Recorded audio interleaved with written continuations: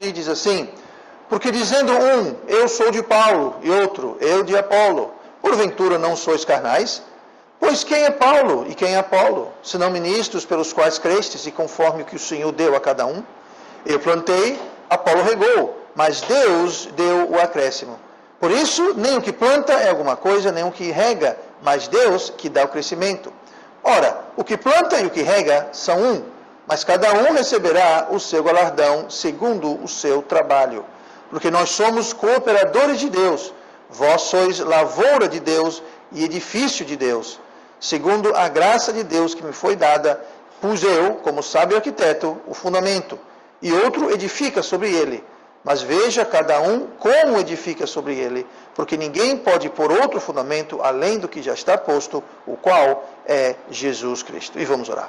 Pai amado, obrigado pela tua palavra, que o Senhor agora possa nos ensinar, que o Senhor me dê poder para que eu possa trazer as verdades e a mensagem de hoje de forma eficaz através do teu Espírito. Abençoe-nos agora, te pedimos, em nome de Jesus. Amém.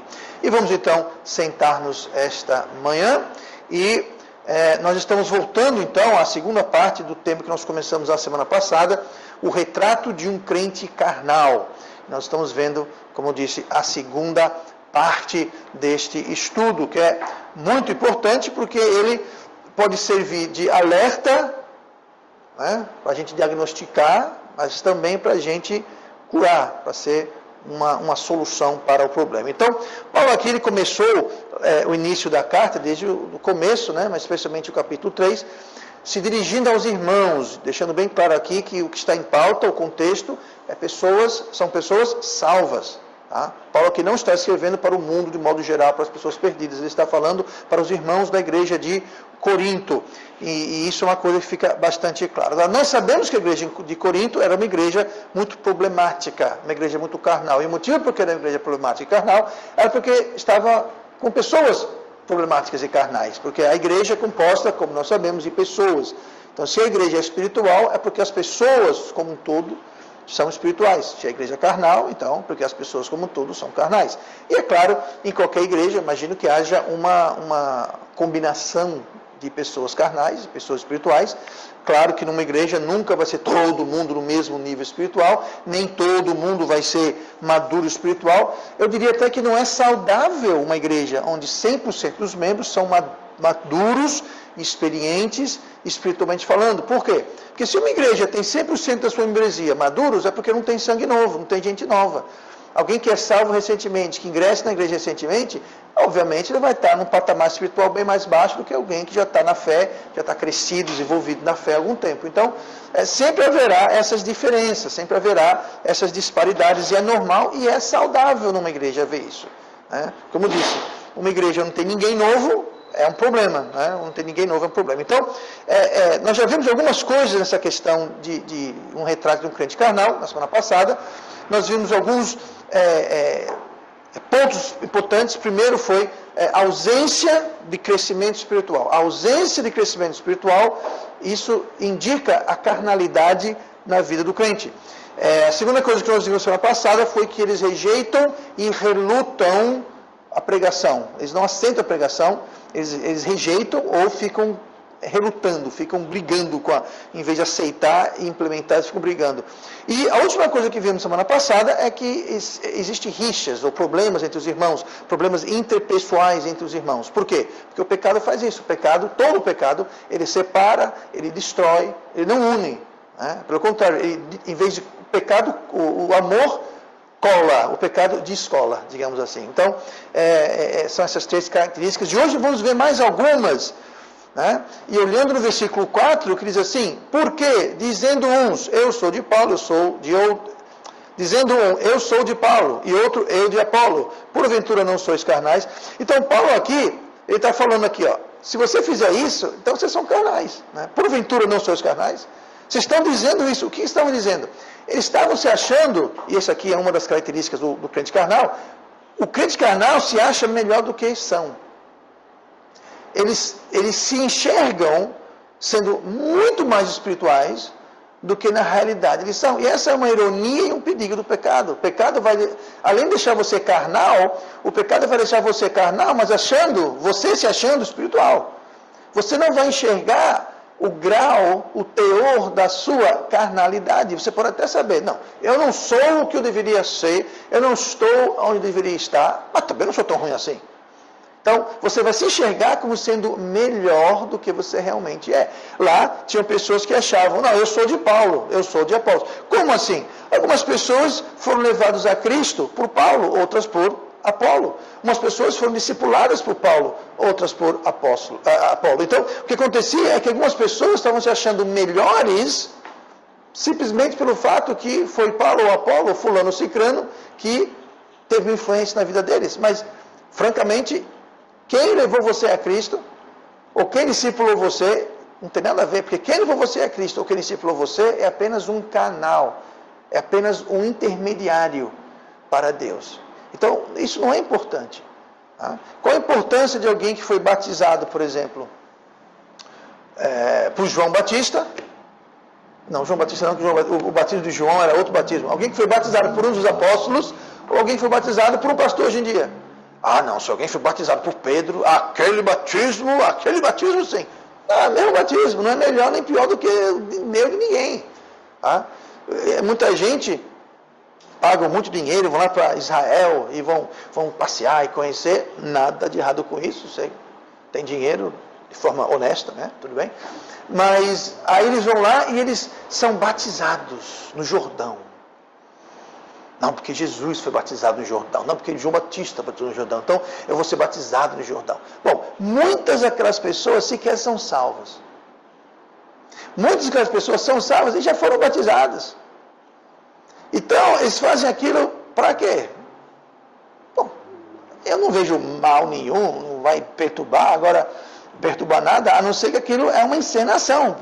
Porque se você for batizado na sua igreja, depois da salvação você já é batizado, então não existe outro batismo. Foi batizado, está batizado, acabou, encerrou o assunto. Né? Mas tem pessoa que faz isso, aí depois que eles fazem, eles vêm para você e falam assim, eu fui batizado no Jordão. Como se aquilo fosse grande coisa, ou fizesse deles melhor. Então, muita gente faz essa questão aqui, e eles se acham melhores devido a essas comparações. Ou simplesmente não tem comparação nenhuma, eles simplesmente não conseguem enxergar o grau da carnalidade deles. Porque lembre-se, o pecado, a saber, a carne, ele emburrece e cega a pessoa. O pecado cega. O pecado dessensibiliza, ele cauteriza a consciência. Então você pode estar na pior situação, mas você não vai perceber, você não vai sentir aquilo. Por isso que Tiago fala lá no livro de Tiago, ele fala, olha, mude o seu riso em choro, mude o seu gozo em pranto. Se enxergue que vocês estão miseráveis, vocês estão se achando maravilhosos, vocês são miseráveis. Né? Então, nós temos realmente que ficar de olho nisso, a gente realmente saber o nosso estado real. E o pecado cega. Então, lá em Lucas 12, e capítulo 48, diz assim, e qualquer que muito for dado, muito se lhe pedirá. E ao que muito se lhe confiou, muito mais se lhe pedirá. Então, aqui, eles achavam que por ter muito, eles estavam abafando. Por que ter muito? Não, porque foi Paulo. Eu sou de Paulo. Sabe quem é Paulo? Pois é, eu sou de Paulo. Como se aquilo fosse algo que iria impactar na vida deles. Tá? Não o ensinamento, o ministério, mas então sobre Paulo. Tá? Então, aqui, lá em Lucas 12, Jesus falou, ó, se você foi dado muito, por exemplo, se foi dado Paulo, então muito será cobrado. Então, você que se acha grande porque você tem alguma vantagem, então, por causa daquela vantagem, será cobrado mais de você. Deus será mais rigoroso ao tratar com você. Você teve mais revelação, você teve mais investimento. Então, Deus vai tratar com justiça de acordo com o que lhe foi revelado. Então, temos que ter muito cuidado com isso. E aqui, é claro, tem as questões de divisão. Né? Ah, eu sou de Apolo, eu sou de Paulo. Então, nós temos que entender que o pregador que nós devemos mais ouvir e mais dar atenção é o pregador, é o pastor da sua igreja. Não necessariamente porque o pastor da sua igreja seja o melhor pregador, ou o melhor, seja lá o que for. A questão não é essa. A questão é que o pastor da sua igreja é aquela pessoa que Deus colocou na sua vida e é aquela pessoa que conhece você. É a pessoa que você tem uma certa contabilidade, existe um relacionamento. Agora, Não, o pastor que eu mais ouço é o pastor fulano. Eu nunca vi na minha vida, nem sabe que eu existo. Bom, tá muito bom assim, você não tem relacionamento nenhum com ele não conhece você não conhece ele, Então, é uma coisa meio distante. Agora entenda, nada de errado em você ouvir outros pastores. Eu ouço, de vez em quando, outros pastores pregar. Existem pastores que eu recomendo, né? Já existem vários que, irmão já sabe, eu posto no grupo. Então, não há nada de errado, não estou dizendo que é proibido você ouvir. Se não for o pastor Roberto, você não pode. Não, de modo algum, não é isso. Eu recomendo, eu posto mensagens, recomendo mensagens de outros pastores como nós aqui. E é que tem um problema. Tem muito pastor, francamente, que a mensagem não vale lá muita coisa. Tá? Então tem que ter muito cuidado. Não é só porque é pastor, só porque é pregação, que é bom. Não. Então, temos que ter cuidado. Então, sempre dê prioridade para ouvir, porque Deus vai trabalhar na sua vida, principalmente através daquela autoridade que Ele colocou na sua vida. Ou seja, o seu pastor da sua igreja local. Então, temos que ter muita atenção para isso. Agora, Romanos 12, rapidinho, versículo 3, fala assim: porque pela graça que me é dada, digo a cada um dentre vós que não pense de si mesmo além do que convém. Tá? Paulo está dizendo lá em Romanos assim, ó, ninguém pense ser mais do que é. Ninguém pense ser além do que convém. É como eu falei outro dia, humildade é quando você não olha para baixo para ninguém, mas você também não olha para cima para ninguém. Humildade é quando você olha todo mundo no mesmo nível. Não interessa se a pessoa é rico, se é pobre, se a pessoa tem um PhD analfabeto, se a pessoa está vestindo um sapato italiano de milhares e milhares, está usando descalço. Não interessa. Tá? Você e eu devemos poder lidar com as pessoas no mesmo nível. Isso sim é humildade. E aqui que Paulo fala, não pense em si mesmo além do que convém. Então ninguém pense que é melhor do que ninguém. Ninguém pense que é melhor do que você realmente é. Tá? Então não pense além do que convém. Aqui é um aviso que fica sendo dado. E quando a gente foge disso, fica difícil. Quando a gente começa a achar que somos melhores do que nós somos, complica. Porque a solução começa justamente quando nós reconhecemos o problema. E se nós não reconhecemos o problema porque achamos que nós somos melhores do que somos, então o problema está um passo mais distante de ser resolvido. Então temos que ter cuidado com isso. Muito bem, versículo 4 diz: pois quem é Paulo e quem é Apolo, senão ministros pelos quais cresces e conforme o que o Senhor deu a cada um. Então, mais uma vez aqui, estavam se gabando que um era de Paulo, outro era de Apolo, e Paulo fala, quem sou eu? Quem é Apolo? Nós somos ministros. Nós somos ministros. Então, o que estava havendo, o segundo problema, isso é comum no crente carnal, é que eles estavam tendo uma visão deturpada, uma visão errada dos pastores, ou do que é um pastor. Né? Aqui estavam atribuindo, achando que, bom, se então Paulo é grande coisa, eu sou dele, então vou entrar para o time dele. E Paulo aqui está dizendo, quem é Paulo, quem é apóstolo, se não ministros? Ou seja, eu não sou nada, Apolo não é nada, nós somos ministros. E aqui nós vemos dois extremos que o crente carnal cai. Ou o crente carnal eleva o pastor além daquilo que Deus quer, ou seja, ele coloca o pastor lá em cima. É Deus, e logo abaixo de Deus está o pastor. E eles endeusam e idolatram aquele pastor ao ponto, e aqui está o perigo, de acreditar e engolir ensino e doutrina que não está na Bíblia. Mas como o pastor é um semideus, o pastor não precisa nem mostrar na Bíblia, pastor. Não mostra na Bíblia, é só você dizer, a sua palavra basta. Uma vez alguém falou para mim isso aqui na igreja, faz muito tempo atrás. Ele falou, não, pastor, o senhor falou para mim, está certo. Eu falei, não, de jeito algum. Só porque eu falei não está certo. Agora, se eu falei e mostrei na Bíblia, num texto, dentro do seu contexto, aí vale. Mas não porque eu falei, porque a Bíblia está falando. Mas tem gente que esquece. Não, meu pastor falou. Mas a Bíblia fala isso. Ah, mas o meu pastor falou. Como se a palavra do pastor fosse passar por cima da Bíblia, por cima de Deus. Então, esse é um extremo. Nós não devemos endeusar o pastor. E desde que a Igreja Batista Metropolitana começou, 12, 13 anos atrás, eu venho dizendo a mesma coisa. Se eu não tiver como mostrar um texto, no seu contexto, na Bíblia, sobre qualquer coisa que eu ensino, aconselho ou prego, então ignore. Eu não estou aqui para pregar pastolatria, não estou aqui para pregar doutrinas, opiniões minhas, eu estou aqui para pregar a palavra de Deus, ensinar a palavra de Deus. Então a palavra de Deus que é a autoridade, não o pastor. Tá? E é muito carnal quando alguém começa a levar o pastor para essa posição. Outra coisa muito perturbadora eu já ouvi pessoas falar assim: pastor, você é como um pai para mim. Sem exceção, todo mundo que falou isso saiu da igreja logo após. É impressionante. Logo após aquilo, aconteceu um problema muito gravíssimo e acabaram e nunca mais se ouviu falar deles. Então, o pastor não é pai de ninguém, tá? Eu sou pai de duas mulheres hoje, tá? Gabriela e Michele, tá bom? Eu sou avô de Liam. Eu não sou mais pai, mas avô de ninguém. Tá? Então, não confundam. Tá? Sabe o que quer dizer padre? Padre quer dizer pai. Quando na igreja católica falou padre fulano, padre quer dizer pai. Inclusive em espanhol, padre é a palavra para pai. Só que padre em espanhol não é padre, é cura. Tá? Mas padre quer dizer pai. Em inglês, o título do padre é father, que quer dizer o quê? Pai. Tá? Então eu não sou padre, não sou pai de ninguém, gente, tá bom? Então tem muita gente que faz isso. Agora lembre-se, qual é o relacionamento entre o católico, o fiel católico e o padre? O padre falou, está falado. Ninguém questiona, ninguém duvida, ninguém discute, ninguém contraria, porque o pai falou, está falado. Mas a Bíblia, não interessa o que a Bíblia fala, o padre falou, está falado. Sem dizer o Papa, né? Que Papa é o quê? Bom, Papa é a mesma coisa, vem de pai. Tá? Então entenda, minha gente, vamos ter cuidado. O pastor nenhum é pai de ninguém, pastor nenhum é Papa, pastor nenhum é dono da verdade. E crentes carnais fazem isso. Eles pegam um pastor e tornam dele autoridade. Isso é um extremo. O outro extremo do crente carnal é aquele que faz o oposto. Ele rebaixa o pastor. O pastor não sabe de nada, que lá é um ridículo, que lá é um idiota imbecil, não quer mudar a vida dos outros. Ignora o que ele fala, não sabe de nada. Talvez ele não fale isso, mas ele tem isso no coração. É a opinião que ele tem do pastor. Mais uma vez, se alguém tem essa opinião de mim, pode ter, problema seu. Tá? Não tenho nenhum problema com isso. Né? Mas são dois extremos. Um você endeusa o pastor e o outro você rebaixa ele para a lama. Tá?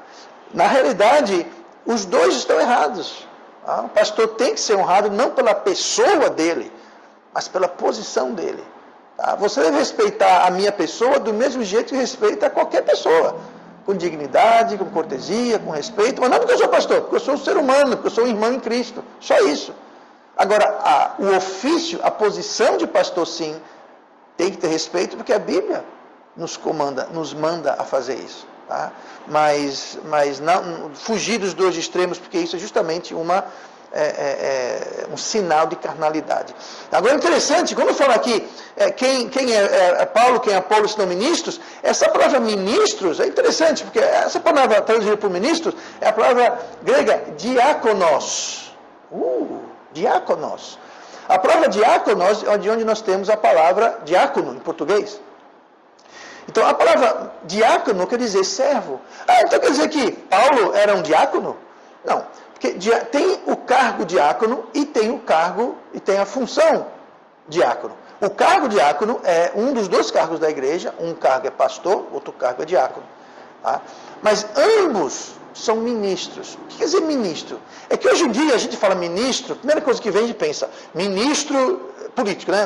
Ministro da educação, ministro da saúde, ministro é uma autoridade, é alguém de importância, é alguém que tem assessores e secretários e tem à disposição pessoas e blá blá blá blá blá. Primeira coisa que na minha mente, ministro. A segunda coisa é o ministro religioso, aí logo pensa em um papa, um bispo, um cardinal, alguém que se acha além do que convém, etc. e tal. Mas na verdade, ministro, sabe o que é? É alguém que ministra. O que quer dizer o verbo ministrar? Ministrar quer dizer servir. Inclusive, a palavra diáconos em grego quer dizer servo. Alguém que ministra, alguém que serve, alguém que dispensa. Então, o mundo acoplou ao ministro uma ideia muito elevada, exaltada, mas não quer dizer isso. Ministro é alguém que ministra, é alguém que serve, é um servo. O diácono é um servo. Hoje em dia, em igreja, tem muita igreja que quem manda na igreja são os diáconos. É o diácono que manda. Isso não existe, você não vê isso na Bíblia, gente. Isso daí é tradição humana. Diácono não está mandando na igreja. Diácono está lá para servir. A única coisa que fala que diáconos tem que fazer, e não estudo sobre diácono hoje, mas fala que devemos o quê? Cuidar da distribuição de necessidades das órfãos e das viúvas e dos órfãos. Pronto. Tem que sentar no comitê que vai decidir quem, quando, por quê e quando. Não tem nada disso na Bíblia, gente. Nada disso. Mas, enfim. Então ele fala, são diáconos. Então, sem Cristo, nem Apolo, nem Paulo eram nada. Eles são ministros conforme o que o Senhor deu a cada um. Então Deus confiou a Paulo alguma coisa para ele ministrar, e confiou a Paulo outra coisa. E se Cristo não tivesse confiado, dado a cada um deles algo para ministrar, eles não seriam nada. É a mesma coisa conosco. Deus dá a cada um de nós algo para a gente o quê? Ministrar. Ele nos capacita com dons espirituais para a gente ministrar. Agora, se Deus não dá isso para a gente, então nós não somos nada na economia de Deus, digamos assim, porque nós precisamos que Ele nos chame, nos equipe, nos capacite.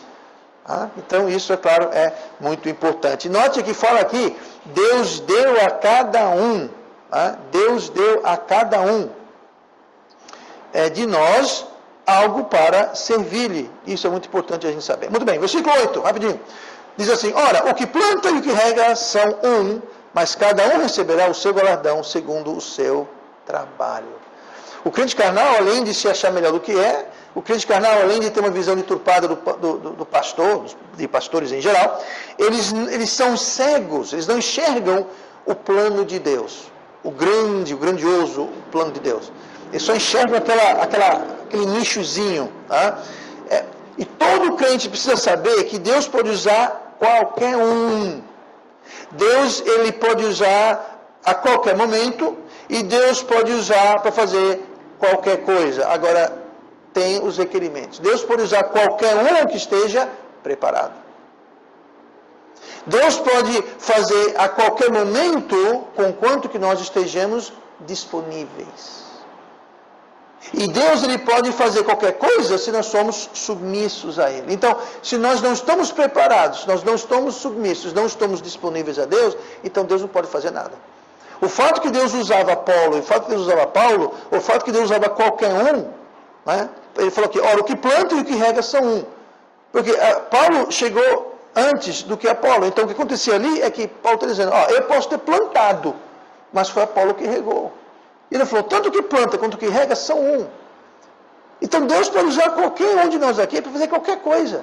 Contanto que nós estejamos preparados, e para isso que serve a igreja. A igreja serve para nos preparar. A igreja não está aqui para salvar ninguém. Salvação não tem nada a ver com a igreja. A salvação é onde os que foram salvos pelo Evangelho de Cristo se congregam para se tornarem preparados, submissos e disponíveis para servir a Deus. A igreja é para isso. Agora, alguém pode ser salvo na igreja? Claro que pode ser salvo na igreja. Alguém pode testemunhar para alguém na igreja, a pregação pode ser salvo na igreja. Mas o grosso das salvações devem ocorrer, sabe onde? Lá fora. Nas ruas, nas praças, nas casas, nos campos, nas valas, nos becos, nas grotas, nas favelas, nos apartamentos, nas escolas, nos hospitais. Lá fora. Uma vez salvos, aí na igreja as pessoas vão ser o quê? Vão ser preparadas para que Deus possa usar qualquer um.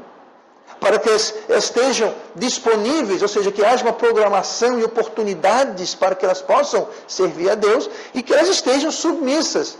Como? Sendo preparadas pela pregação da palavra de Deus, sendo transformadas pela pregação da palavra de Deus, para estarem então submissas, disponíveis e preparadas. Mas eles não enxergavam isso. Eles estavam dizendo simplesmente, não, eu sou de Apolo, eu sou de Paulo. E Paulo falou, ora, o que planta e o que rega são um. E cada um receberá o seu galardão segundo o seu trabalho. Então não tem ninguém ficar brigando ou só enxergando, não, eu estou regando. Tem muito mais do que isso. É toda uma corrente, é toda uma linha de montagem, digamos assim. Nós temos que entender que e todos nós fazemos parte, nós somos elos nessa corrente. Uns plantam, outros colhem. Uns colhem o que outros plantam e colhem. Uns regam, outros não. Não interessa. Algumas semanas atrás eu falei com um jovem, ele de cara falou para mim, eu não acredito em Deus e na Bíblia. Eu falei, não, ok. Aí eu gastei talvez 2, 3 minutos dando para ele uma rápida apresentação do Evangelho. Eu sabia que ali provavelmente ele não ia ser salvo. Mas o que eu fiz ali, eu estava plantando uma semente. Foi uma apresentação resumida, não entrei em grandes detalhes, mas foi uma apresentação clara, precisa e completa. Tá? Você pode fazer isso. Mas eu não dei o apelo. Eu não perguntei para ele. Porque ele já falou para mim que não queria. Ali eu estava apenas plantando. Por quê? Porque outrora, em outra ocasião, talvez alguém pudesse vir e regar. Paulo falou, o que planta e o que rega são um. Então eu só plantei. Aquele jovem ali, obviamente, nunca foi plantado nada, porque ele falou, eu não acredito na Bíblia nem em Deus, então ali estava zerado, semente zero. Então eu lancei uma semente. Quem sabe futuramente, alguém venha regar, alguém venha colher dali. Muitas vezes, ontem mesmo eu falei, eu tive o privilégio de levar 2 pessoas a Cristo. Eu falei com 4 pessoas, levei 2 a Cristo. 2 não estavam interessadas, falei, dei meu tempo, mas eles realmente não queriam, então fui adiante. Mas as 2 pessoas que eu falei, interessante, um era um jovem de 15 anos e outro era uma senhora entre 60 e 70 anos de idade. Ou seja, as idades bem diferentes. Mas, obviamente, ali, ambos estavam prontos. Alguém já havia plantado ali. Eu só colhi. Tá? Mas, quando eu falei com o jovem, eu percebi que ele tinha um conhecimento bíblico. Ele falava sobre Bíblia, sobre Deus. Não conhecia o Evangelho. Achava que era por obras. Achava que ele tinha que isso e aquilo. Mas ele tinha conhecimento. Ou seja, de alguma forma, havia sido plantado alguma coisa ali. Eu fui o que fui lá e colhi. Mas não fui eu que plantei. Com a senhora, a mesma coisa. Ela até falou, não, eu frequentei a igreja por muito tempo, mas eu parei por causa disso. Ela não era salva, apesar de ter frequentado a igreja, não era salva. Isso era claro pelo que ela falou. Mas ela estava pronta. Alguém havia plantado. Não fui eu que plantei. Não fui eu que reguei. Ali eu só fiz colher, digamos assim. Em outros casos, as outras 2 pessoas que eu falei, ali eu só lancei a semente. Eu não cheguei a colher. Então entenda. A obra de Deus não é, eu levei a pessoa a Cristo. Não. Você não levou nada. Quem salva é Cristo, e mesmo assim, é um processo. E às vezes existem várias pessoas envolvidas nesse processo. E eles não tinham essa visão. Eles não tinham. Paulo teve que esclarecer. Olha, o que planta e o que rega, e obviamente o que colhe, Paulo não fala sobre isso, né? Ele falou sobre plantar e regar, mas você planta, você rega, você colhe. São um. Então existe uma unidade na diversidade do ministério de Deus. Uns plantam, uns colhem. Mas ele fala aqui, ora, o que planta e o que rega são um. Então, eu plantei, o Zidane regou, o Lucas colheu. Nós somos um. É uma coisa só. Porque é Deus que fez tudo. Foi Deus que me capacitou, que me preparou, que me equipou. E não só a mim, mas a todo mundo envolvido. Então, existe uma unidade. O que planta e o que rega são um. São um porque o trabalho é único e o mestre da colheita é um. É Deus, é Cristo. Então, existe essa unidade quando se fala a respeito do ministério de Deus. Muito bem. Vamos para o versículo 9 e versículo 10. Vamos ao último ponto esta manhã sobre os sinais de um crente carnais, ou o retrato de um crente carnal. Versículo 9. Porque nós somos cooperadores de Deus. Então você veja como, antes de ler o resto, você veja como Paulo continua no versículo seguinte, falando sobre a cooperação que existe no ministério. É uma cooperação, não é uma coisa que a gente faz sozinho, é um trabalho em conjunto. Porque nós somos cooperadores de Deus, vós sois lavoura de Deus e edifício de Deus. Segundo a graça de Deus que me foi dada, pus eu, como sábio arquiteto, o fundamento, e outro edifica sobre ele. Mas veja cada um como edifica sobre ele.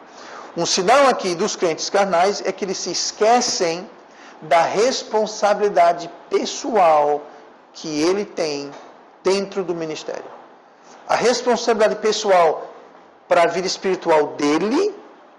Nós somos cooperadores de Deus para que Deus trabalhe em nossa vida, ou seja, nós somos responsáveis para estarmos disponíveis, preparados e dispostos para a obra. Então cabe a mim, isso é minha responsabilidade. Deixar que Deus me prepare, deixar que Deus me equipe, deixar que Deus me molde.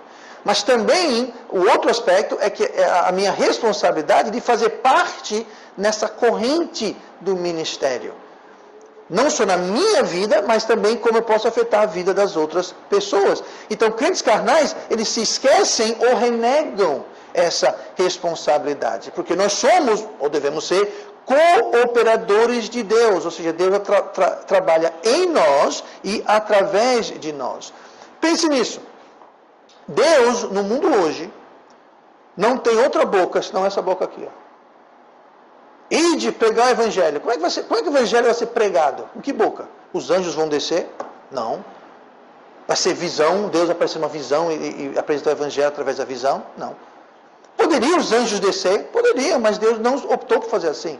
Poderia o evangelho ser apresentado em visões e sonhos de noite? Poderia, mas Deus não optou por fazer assim. Deus optou usar essa boca aqui, usar esses pés, essas mãos. Deus optou usar a nós. Para nós. Então Deus não tem outra boca senão essa boca, não tem outra mão senão essa mão, não tem outros pés senão esses pés. Então nós temos que ir como nossa parte, a nossa responsabilidade. E Paulo então lembra da seriedade da situação. Ele fala sobre alicerce, né? Ele fala aqui, segundo a graça que me foi dada, pus eu, como sábio arquiteto, o fundamento. Esse fundamento é Cristo. Então começa por aí.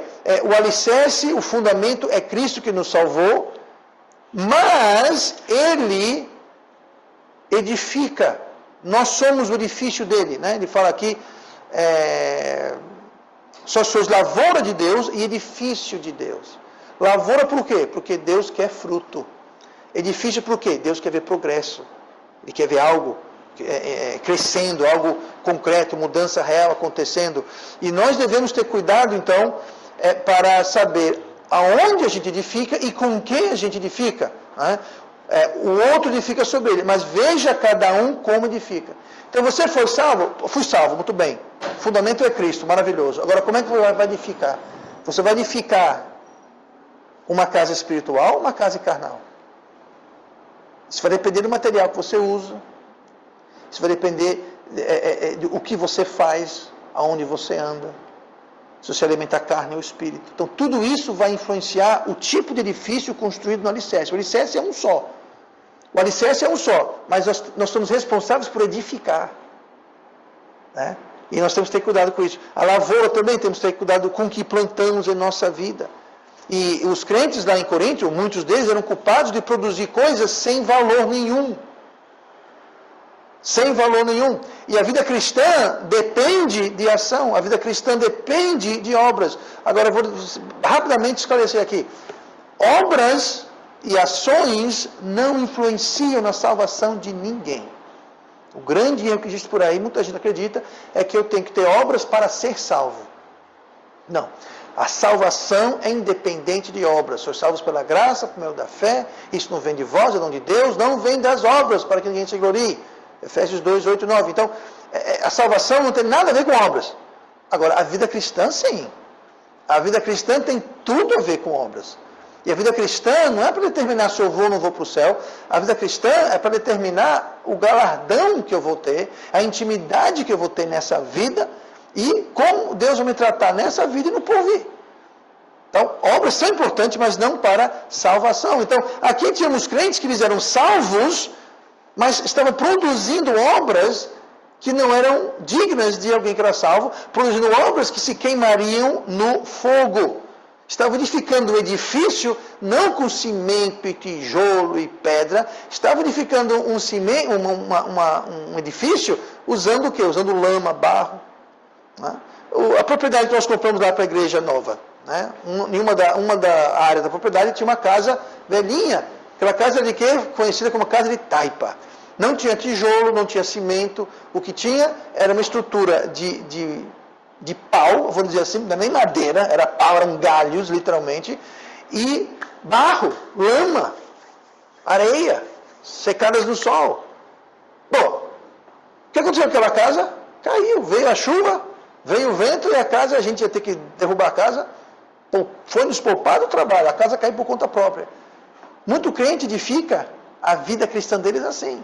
Eles vão construindo com pedaços de madeira, com barro, com feno, com palha. O que acontece é que a casa cai. Agora, a casa do lado que a gente reformou, ela foi construída com o quê? Com bloco, com cimento, com tijolo, com alicerce. Ela está lá em pé. A mesma chuva caiu, o mesmo vento bateu. Uma casa caiu, a outra está de pé.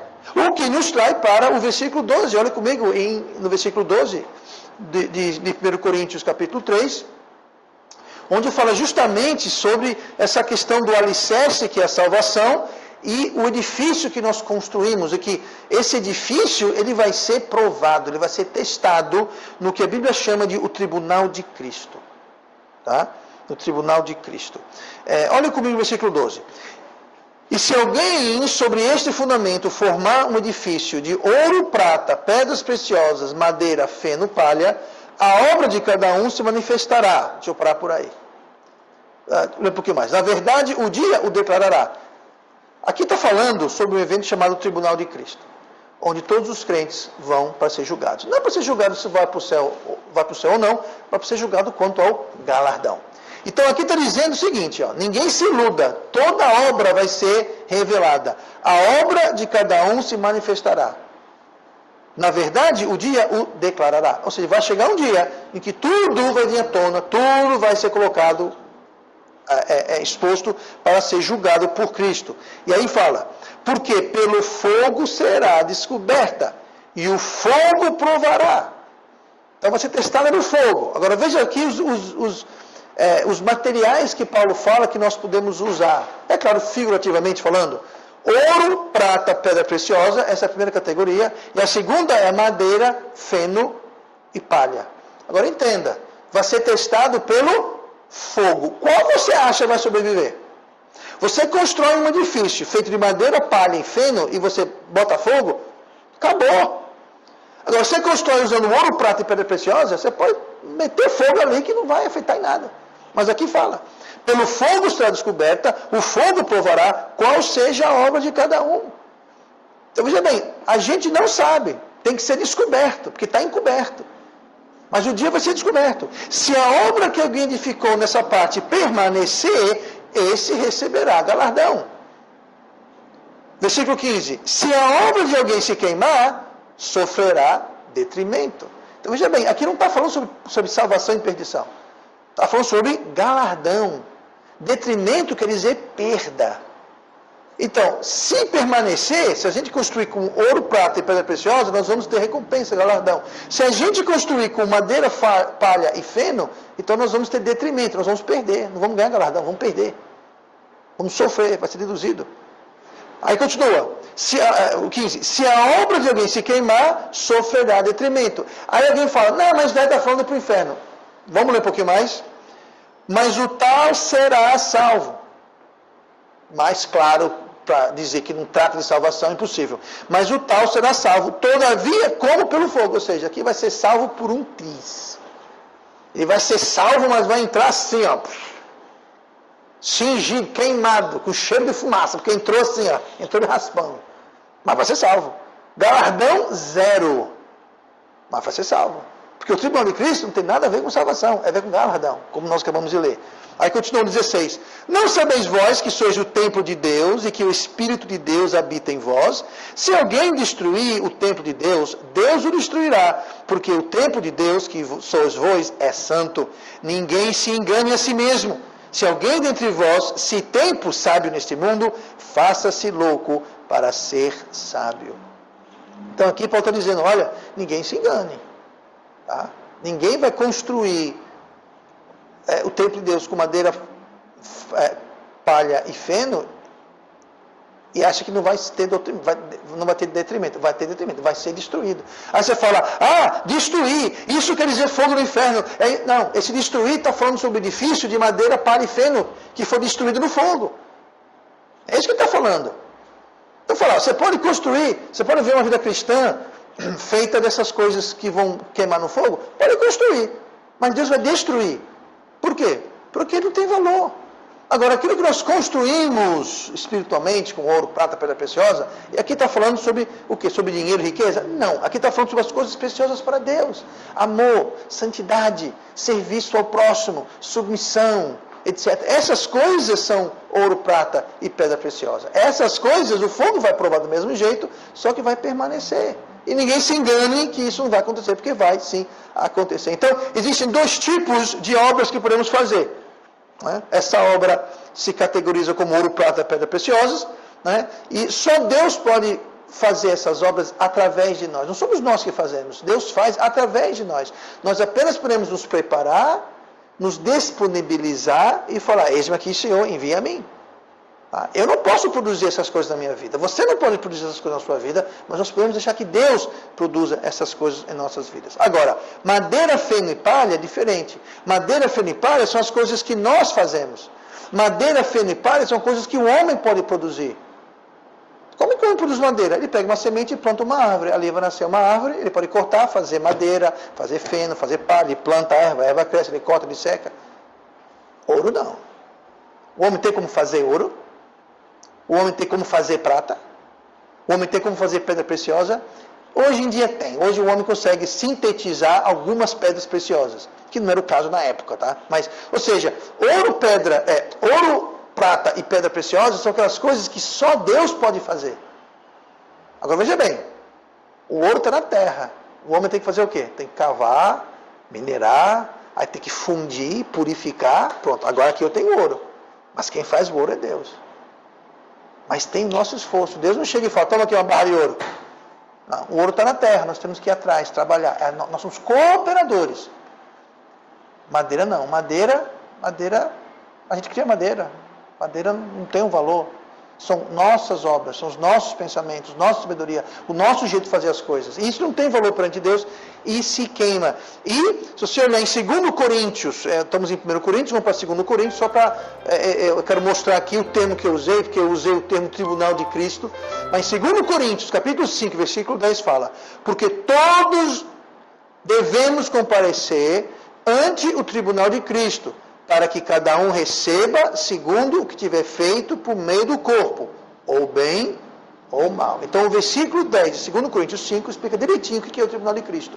Fala que todos nós, falando para crentes, ou seja, todo crente vai estar lá, e todo crente vai receber segundo o que fez no corpo, ou bom ou ruim. Então não está falando sobre salvação, não está falando sim sobre galardão. Como é que vai acontecer o tribunal de Cristo? Logo após o arrebatamento. Assim que o arrebatamento, logo após. Aí você pergunta, pastor, logo após o quê? Uma vez que fomos arrebatados, o conceito de tempo vai deixar de existir. Então, se eu dizer 5 minutos, ou 50 anos, ou 50 milhões de anos, uma vez arrebatados, estamos fora dessa dimensão de tempo e espaço. E, então, tempo, espaço não vai... Né? Quanto tempo vai durar? Bom, na Terra... Entre o tribunal de Cristo e bodas, na terra são 7 anos. Agora no céu, onde não existe tempo, fica difícil de colocar. Mas isso vai acontecer logo após o arrebatamento. Tá? Então, sendo arrebatados, onde todos os crentes de todos os lugares, de todos os tempos vão estar reunidos, aí vai ter o tribunal de Cristo. Porque ele fala, todos devemos comparecer. Então tem que ter todos. Todos os crentes de todos os lugares, de todos os tempos tem que estar lá. Isso vai acontecer quando? No arrebatamento. E vai ser o próximo evento no calendário profético de Deus. Então, aqui nós temos essa batalha entre a carne e o espírito que é constante. Isso é norma. Isso é o normal, não é ficar surpreso. Né? E não haverá paz entre a sua natureza carnal e a sua natureza espiritual. Lá em Gálatas 5,16 fala, digo, porém, andai em espírito e não cumprireis a concupiscência da carne. Porque a carne cobiça, essa palavra cobiçar quer dizer ele briga, está em contenda. Cobiça contra o espírito e o espírito contra a carne. E estes opõem-se um ao outro para que não façais o que quereis. Então, um vai estar se opondo ao outro. Gente, enquanto estivermos aqui nessa vida, os crentes, o crente vai ter a carne e o crente vai ter o espírito. Enquanto houver carne e espírito, esses dois vão estar brigando. Quem vai ganhar? Vai ganhar quem você alimenta mais. Quem você cuida mais. Mas sempre haverá essa briga. Nunca chegará um dia que você dirá, pronto, acabou, não tem mais briga. Esse dia vai chegar quando ou você morrer, sua carne vai morrer, ou quando for arrebatado, sua carne vai ser desfeita. Mas até você ou morrer ou ser arrebatado, haverá esse conflito. Agora, tem gente que a carne está dando uma surra no espírito. Tem gente que é o espírito que está dando uma surra na carne. A diferença é essa. O crente espiritual, ele vai estar com o espírito mais forte e a carne mais fraca. O crente carnal, que é representado, retratado por estas características que nós vimos, ele está com a carne mais forte. E quando a carne está mais forte e o espírito está mais fraco, então nós temos essas coisas que nós vimos, essas características que nós vimos. Então, se a gente identifica isso em alguém, ou mais importante, em nós mesmos, então tenha certeza que a sua situação é que o espírito está raquítico e a carne está bombada. E isso caracteriza um crente carnal. E vamos orar.